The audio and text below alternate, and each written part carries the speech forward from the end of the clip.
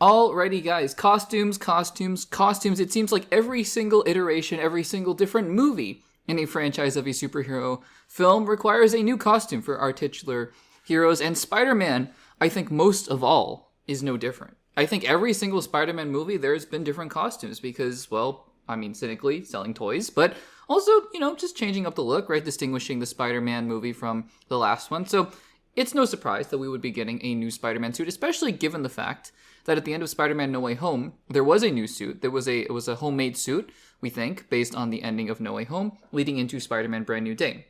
Now, a few days ago, they did a very quick 8-second teaser just showing some of the webbing on the suit, and I went, okay, great, because they were announcing that filming had just been entered production, and they just started filming, and that was all good. And I was like, okay, fine. Not enough to do a segment about, because frankly, it's different.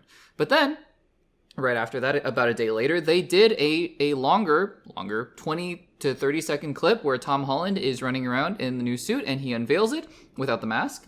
And I thought, that's interesting. So let's talk about this really quickly. Because again, I'm not somebody who's sitting here and going, oh, the 10 things you missed about this new suit and what it tells us about Spider-Man Brand New Day. I don't know. Frankly, I don't know. Because for me, right?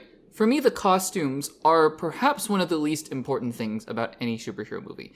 Because I don't think they make... I've said this many times before. Maybe it's a personal thing or not. Maybe some of you guys share this opinion. I think visuals, and I say this carefully, visuals, not just, because movies are a visual medium, but I say this in terms of visual effects and costumes and things like that, generally, do not make or break a movie for me. It's story, it's characters, it's themes, it's emotions. Those are the things that really make a movie stand up for me. And I say this, case in point, for example, in Avengers Infinity War, I think the Mark 50 in Avengers Infinity War, the Iron Man suit, is terrible. I think it's terrible. I think it's one of the worst suits that they've made for Iron Man. And I love Avengers Infinity War. On the other side, the Mark 42 is my favorite Iron Man suit they've ever made. I love the Mark 42.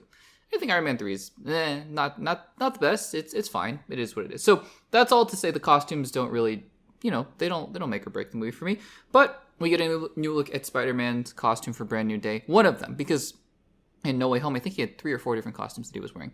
And what I like about this is that it's going back to basics. It actually, for me, and we haven't seen the mask yet, because the mask for Andrew Garfield's costume in The Amazing Spider-Man 2 had really big eyes. So I'm very curious to see how big the eyes are going to be for the new costume without the mask. But I get flashes of that Andrew Garfield costume. I love how the spider emblem is bigger. I love how the blue is a little bit brighter. The web shooters being bigger, it is what it is. I don't really have a preference for that. That's what people have been talking about since they've seen the costume.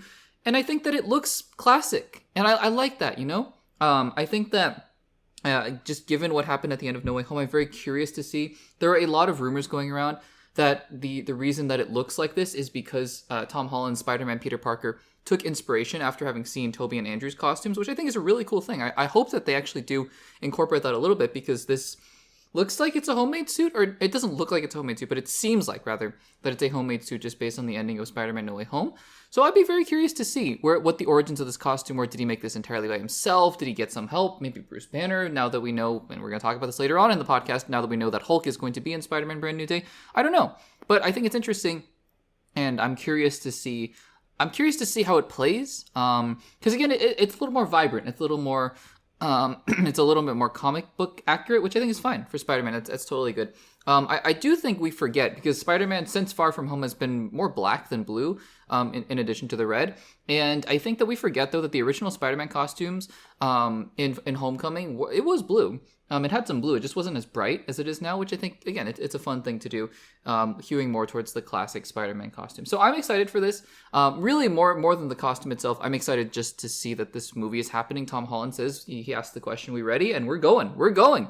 It's the next MCU movie after Fantastic Four First Steps, which I loved, after Thunderbolts, which I really liked, Captain America Brave New World, it was what it was, and Deadpool and Wolverine, which I thought was really fun. So we are on a roll, and I'm very excited to see what happens next. Guys, what do you think? Are you guys able to, unlike me, glean some big plot-revealing things from this suit, other than just bigger web shooters and bluer blues? Let me know in the comments down below.